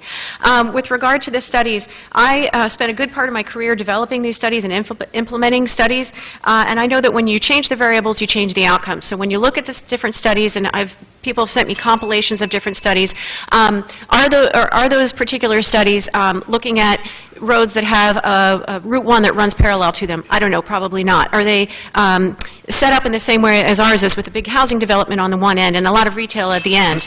I don't know, probably not. So I don't think you can extrapolate.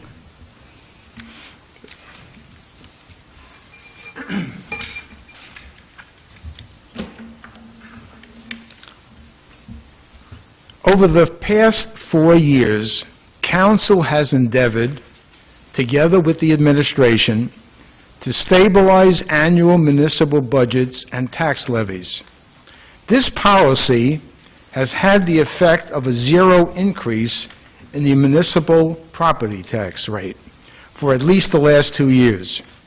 As a consequence of this policy, do you believe that some essential community services have been significantly constrained and some desirable capital investments postponed?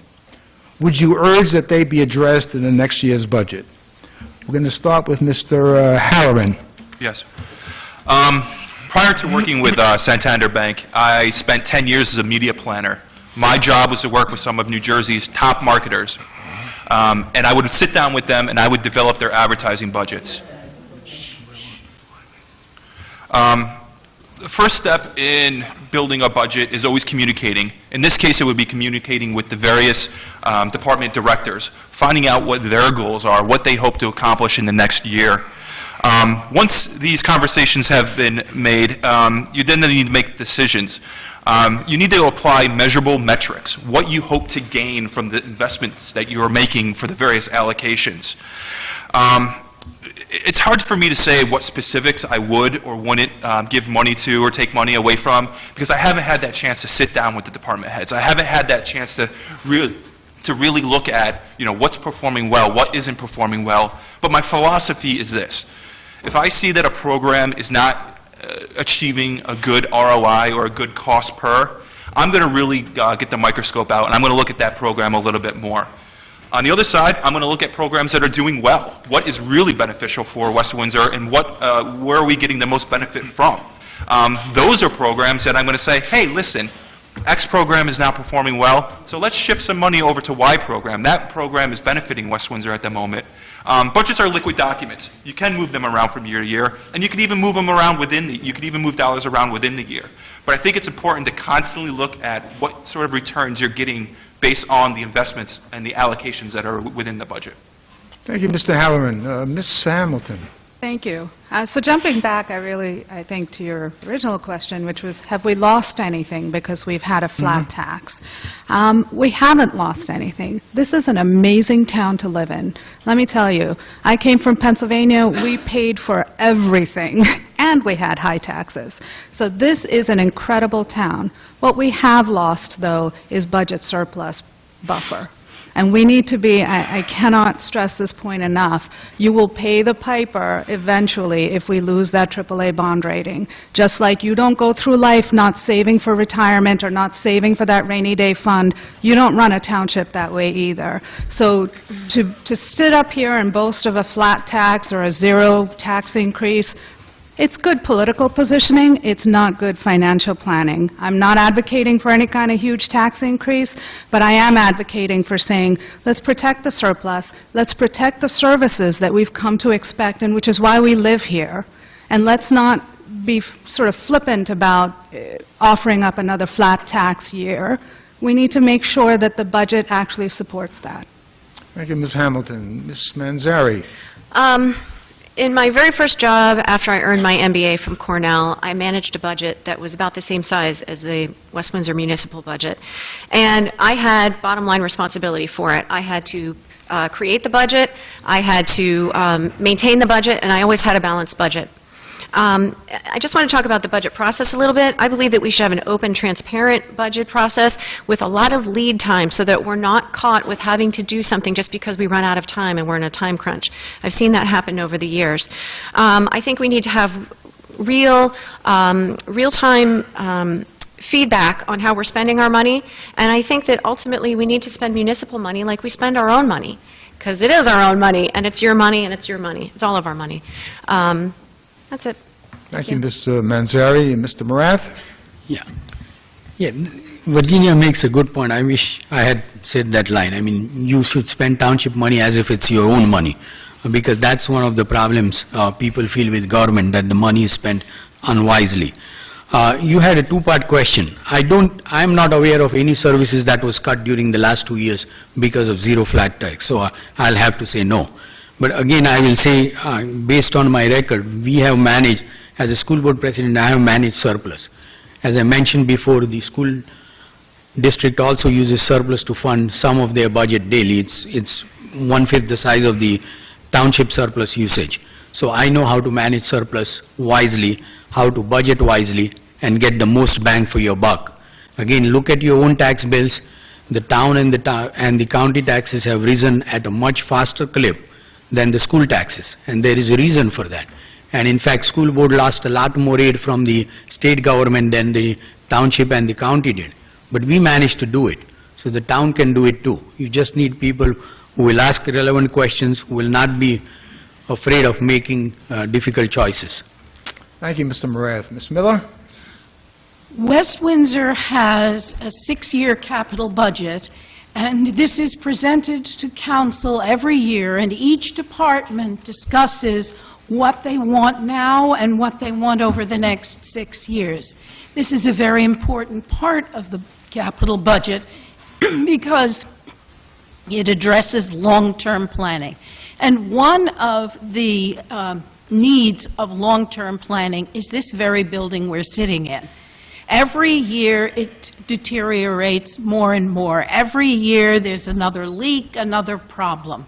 We also have a space constraint in the old police wing which needs renovation. West Windsor has to figure out a way to face this now and not keep dribbling off the renovations piecemeal, because in the long term that's more expensive for all the taxpayers. We have to look at facilities needs and long-term planning if we're going to keep taxes in control.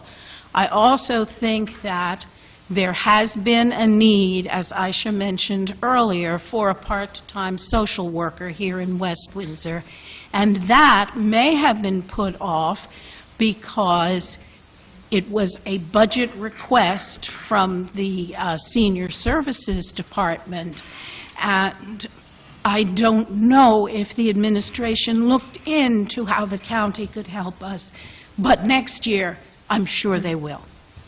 Thank you, Ms. Miller. Mr. Borak. Thank you. As a person that's gone through the budget process many, many years, certainly I can say, even the last 2 years when we've done a 0% increase, there was no reduction in services. We certainly scrutinized every line item, myself and my 4 other colleagues on council, and we looked at it objectively. But when you have a debate and look at it, what you see in front of you, the numbers that you see, but you also see what West Windsor has done historically years before, and put us in a position that we can, I guess, craft a budget that's even a little more, I could say, more responsible than what we've done in previous years. But we crafted the budget in a way that even if we had to, the future years says that, okay, maybe we should not have done this, we need to do this, it's not going to have a great impact on us because we position ourselves that it could be incremental change. So certainly we have not lost any services, and I can tell you from myself and my colleagues, that was the #1 priority. We did not want to see any services cut or diminished. What we wanted to do is see more tax dollars go back to you, the residents in West Windsor, than having it here, us holding it. Thank you, Mr. Borak. Any rebuttals? I'll just make. Allison makes a good point about this building that definitely needs fixing because township employees need a safe and comfortable environment to work with. But that's where the annual maintenance comes in. We have to prioritize, and she mentioned we have a 6-year budget, and in the school district we set aside $1.5 million every year to maintain properties that are worth roughly $200 million. And we again demonstrated that it can be done. It can be done with prudent planning and staying within the budget. Ms. Manzari? Thank you. With regard to budgeting, I think it's important to remember that competition is a good thing, and I think putting things out for bid more frequently will generate some competition, and it will cause even our existing service providers to give us better rates in many cases. On the flip side, cooperation is also a good thing to consider in that we can sometimes save money working with neighboring towns and doing shared services agreements and things like that. I think the main point is that we need to be proactive and we need to be very creative in spending your money. Thank you, Ms. Manzari.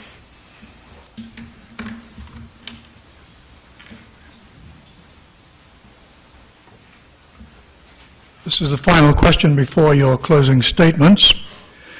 I must compliment you on your having been so brief in some of your replies, and the bell hasn't been rung all that much. But this questioner asks, how can the Township's Council improve community activities and opportunities for social gatherings which benefit the residents? This is going to be Ms. Hamilton first, I believe. I think that's a great question, and it really leads back to how do we create more of a walkable downtown? How do we draw, make a town square type of environment? You head over to Princeton and you walk around Palmer Square, and after I've hit the Lynch shop, I like, they have Jazz Fest, they have events there, there's lots of little farmers markets. These are things that I think would be lovely to see in our town. Our farmers market is incredible.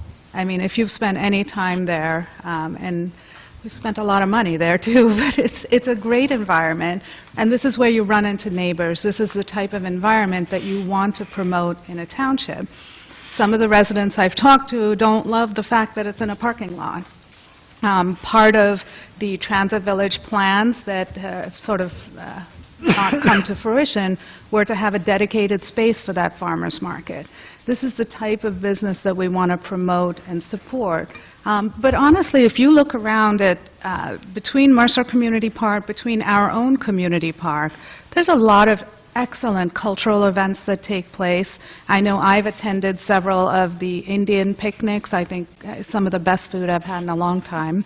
And I am a terrible cook, so I like to eat on other people's cooking. But I think that our township has all of this to offer.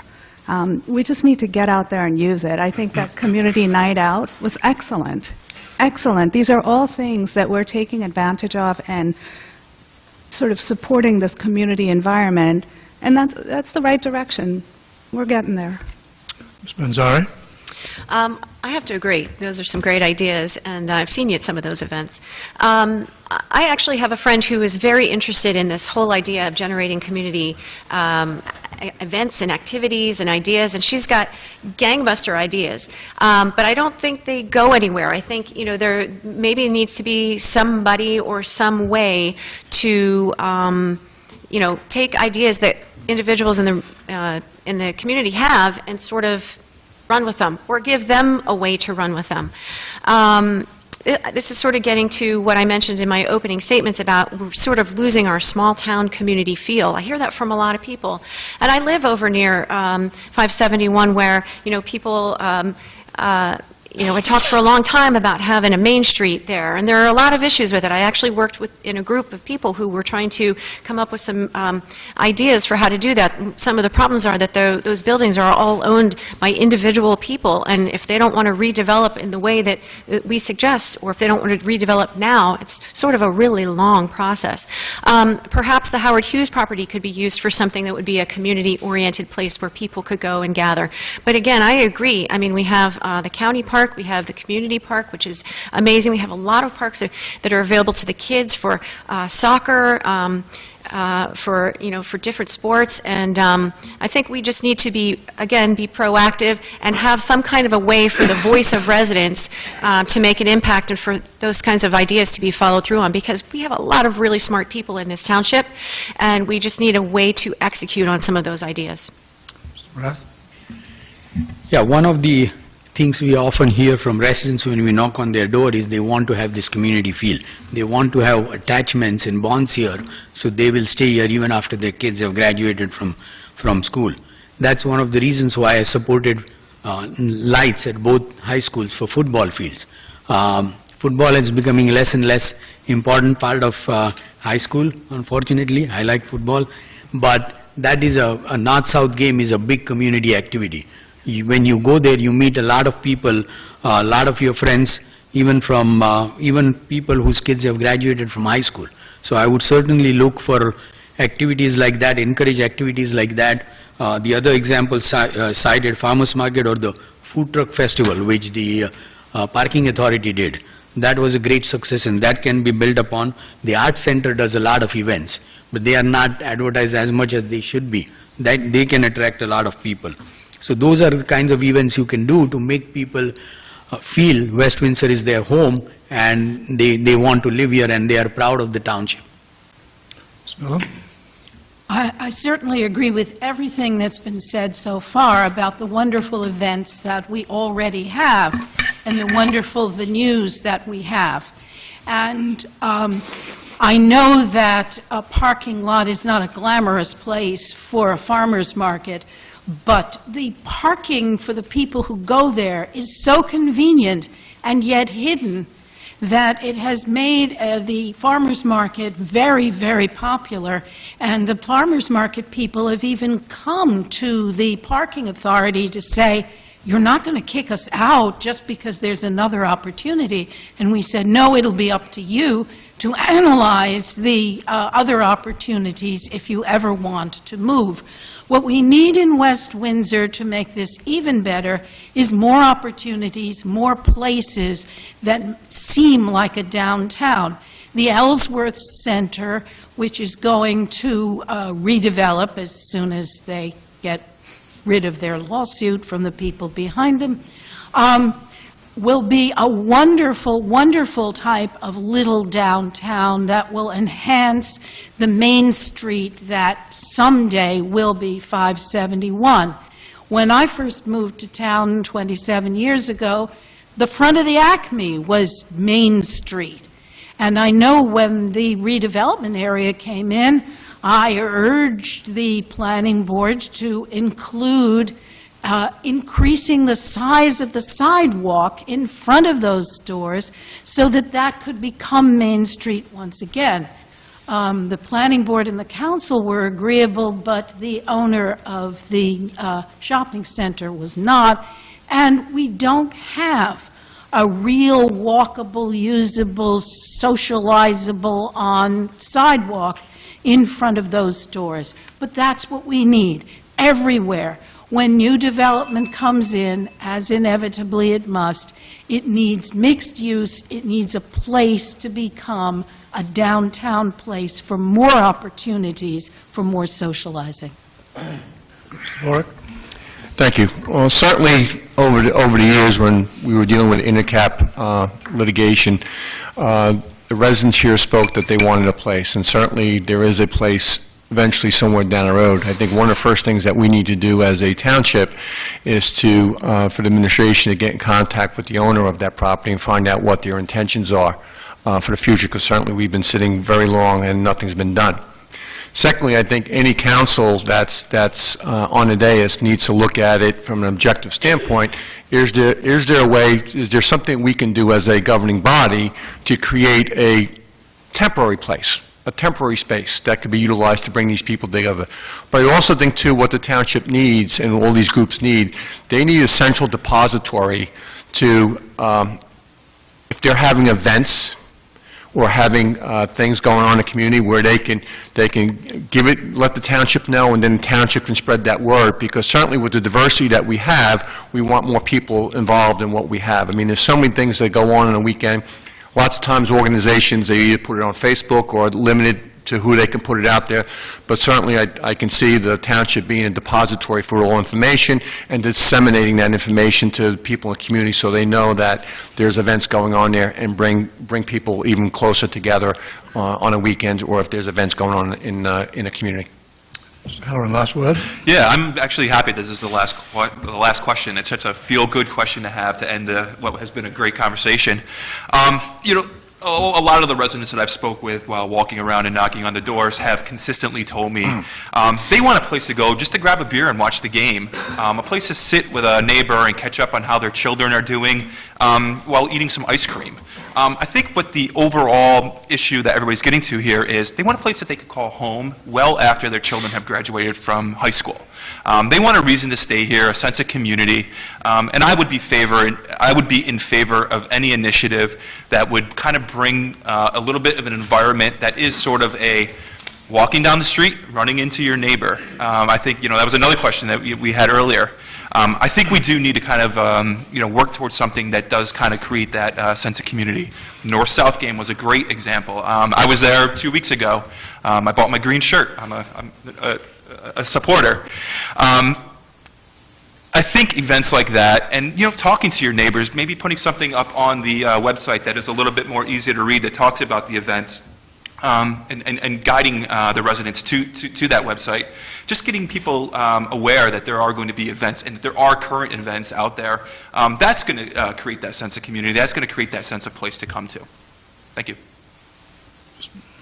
So very quickly, and I don't know if you guys realize, but there are residents that volunteer on the Human Relations Committee that the township supports. And so, I mean, we have people working hard. Was it a couple weekends ago, they did a United Nations National Peace Day celebration where they'd had an essay writing contest at the middle school and high school, and then these students that won were invited to read their essays. These are incredible events that our township are doing, and I agree with you, Gerald, that we need to publicize them more. This event was incredibly well attended, and it was really touching to sit in a room and hear these very young kids reading out their stories about what peace means to them.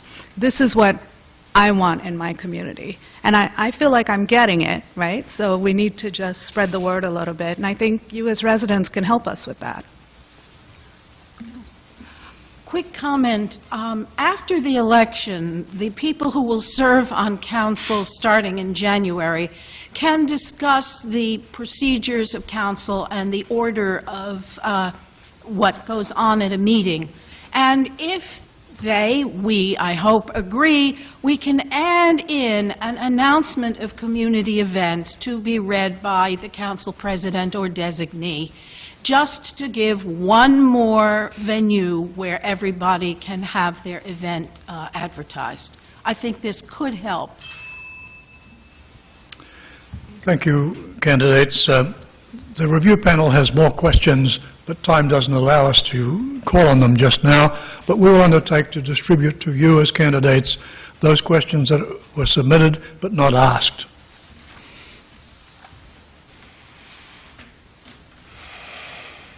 This is the last phase of the debate. I'm sure you're all looking forward to it.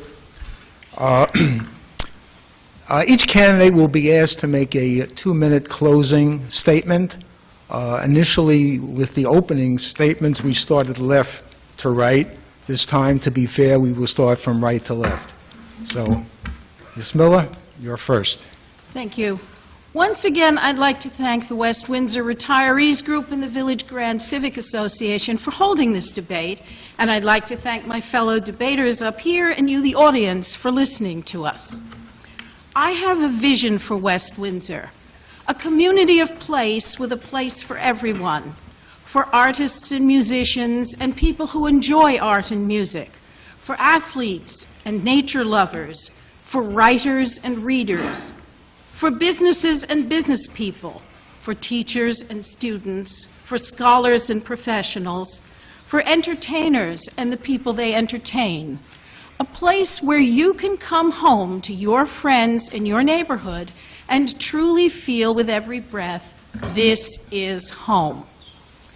And I hope you will join George, Aisha, and me so we can all make West Windsor into a place where we will work together, where we will respect each other, where we will truly put community first. Thank you. Thank you, Ms. Miller. Mr. Morath. I would once again like to thank Ron, Barry, and everyone else who made today's debate possible, and everyone in the audience or who will watch it on TV between now and November 3rd. I also want to thank all the candidates for a lively discussion. During the past month, we have knocked on hundreds of doors and talked to many of you personally.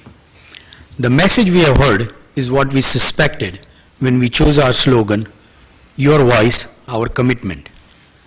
Majority of residents want the council to focus on issues that will make West Windsor a better place and a place everyone is proud to call their home.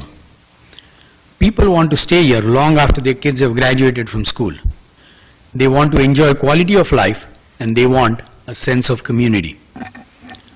All candidates in this election are honorable people with the best intentions for our town.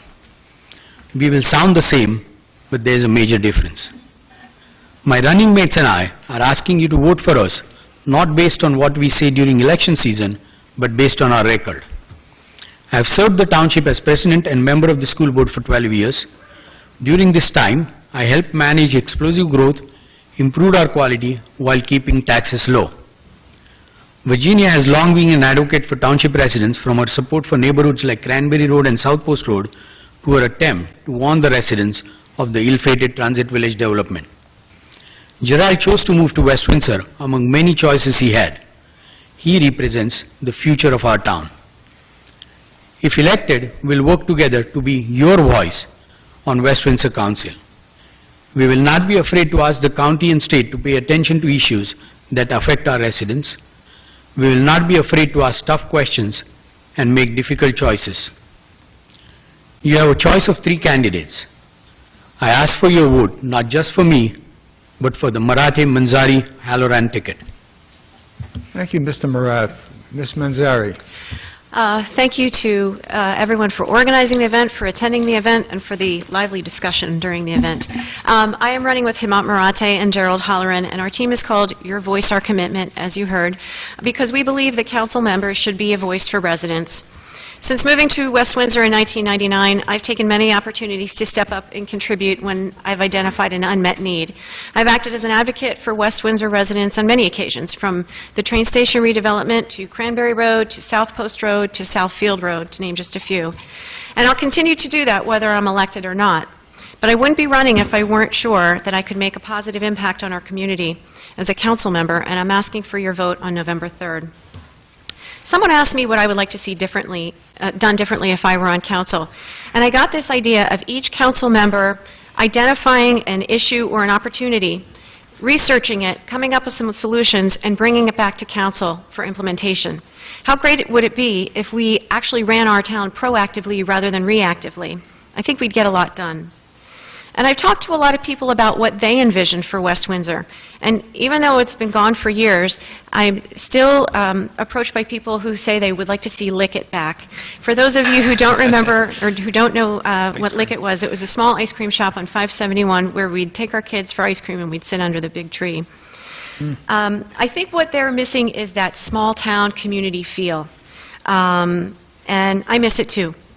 But I think that we can get that feeling back. I think that if we all work together collaboratively, creatively, I believe that we can figure out a way to get back that wonderful sense of community that we feel like is slipping away. I hope you'll vote for Marate, Manzari, and Halloran on November 3rd. We're committed to being your voice on council. Thank you so much. Thank you for Ms. Manzari. Ms. Hamilton? Thank you. Thank you for your time. Thank you for being here with your questions. I think they were excellent. I hope I was able to answer your questions effectively. This has to be the most interesting job interview I've ever had. So, you know, the crux of the matter is why us, right? What makes anything about us different? We're committed residents. We are people that want to bring a sense of professionalism and goodwill back to Township, and that's true. We have council members here that I think are working hard to do that. So why me, then? What makes me any better than anyone else? And I feel I'm not a politician. I'm a mom. We spend a significant amount of time at the recreational facilities, at the indoor baseball facility. We spend a ridiculous amount of time at Community Park and Conover Fields because my kids play travel soccer. And because I'm a terrible cook, I think I already told you that, we eat at Al John's and Asian Bistro a fair amount as well. So this is the town that we've chosen to live in, and this is where we want to be. And I have a skill and an expertise that I want to bring to this town. As a business owner, as a lawyer, as a committed resident, as someone who is interested in the issues, who feels that they can make a contribution here, I want to be able to do that. I want you to think about who our team is, though. We have West Windsor Community First. We have an existing council member who has years of experience in the township issues, who has worked collaboratively with council and with the administration to try and get things done. He's also working collaboratively with the county to get things done. So we're trying to bring some of our tax dollars back home. We have Allison Miller, who, let me tell you, West Windsor is almost 50% open space, and this is an incredible achievement. It's unheard of in the United States, and Allison has worked towards that on the bike and pedestrian pathways, on open space. I mean, these are passions of hers, and she's devoted 25 years of her life to do this. So that's the double bell. But if you can support us at West Windsor Community First on November 3rd, we would appreciate it. Thank you. Thank you, Ms. Hamilton. Mr. Halloran? Yes. Again, thank you so much for coming here today. It was a wonderfully professionally moderated event, so thank you very much. Thank you. Our conversation was fruitful, and I look forward to continuing the conversation with you, the residents. Why us? Why me? I believe that West Windsor is facing a bright future. Over the last 2 years, careful analysis and fiscally conservative leadership has kept our municipal tax rate flat. Open space has been purchased and preserved. And through our campaign conversations, we've identified additional areas that you, the residents, wish for us to improve on. We need to continue this progress by electing council representatives who are here to be your voice. Council representatives who want to bring real-world business experiences devoid of lawyers and lawsuits that take our future out of our hands. I am a fresh voice who has chose to run with Hamat in Virginia because we agreed to run a nonpartisan, knock-on-doors campaign that focuses on the residents of West Windsor. Your voice, our commitment. On November 3rd, I ask that you keep West Windsor pointed in this right direction. I ask that you keep us pointed in the right direction by voting for Hamat, vote for Virginia, and vote for myself, Gerald.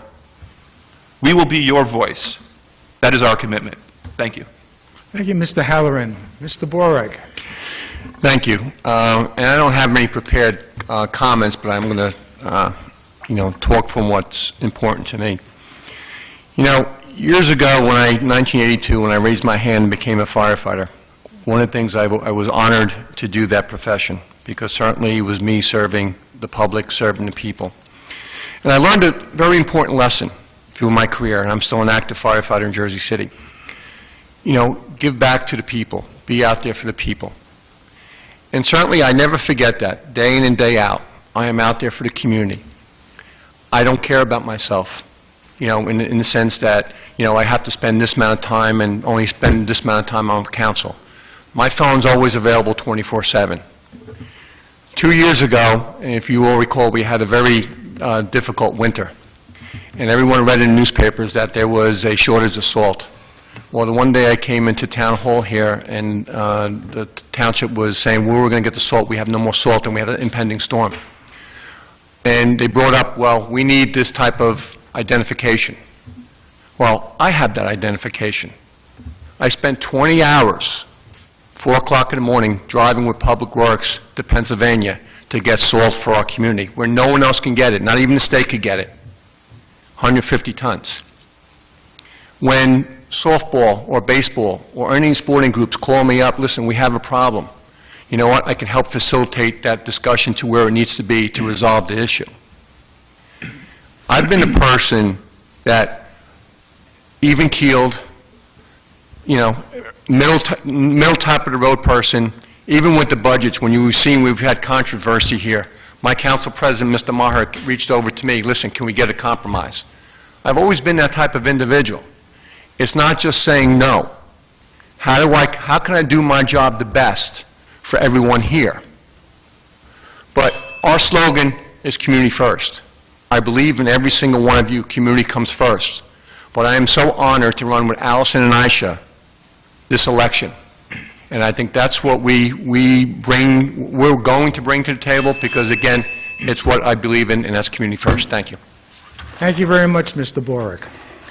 In conclusion, let me say that this was one terrific debate. I've been involved,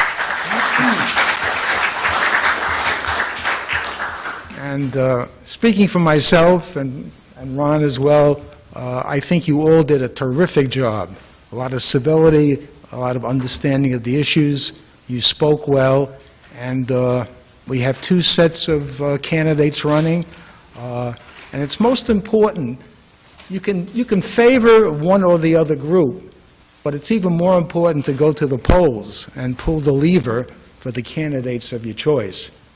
You know, in the past, the turnout has been, shall we say, rather sparse or small, but with these 6 terrific candidates, I really hope that the voters of West Windsor go out in record numbers and show what it takes to elect the candidates of their choice. Also, I would like to ask the audience to give these 6 candidates a round of applause for a very, very well done job.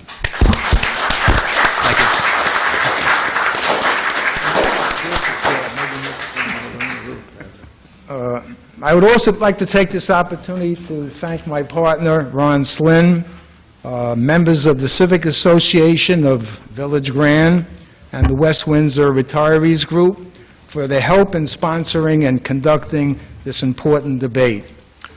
This debate, I'd also like to thank Jamie Watson, who's behind the scenes filming all this. This debate will be rebroadcast over Comcast Channel 27 and Verizon Channel 42 at appropriate intervals up until election time on November the 3rd. The live debate here today was broadcast on Channel 41 by Verizon and Channel 27 by Comcast. Again, I would like to thank the candidates and West Windsor residents for making all of this possible. So thank you very much.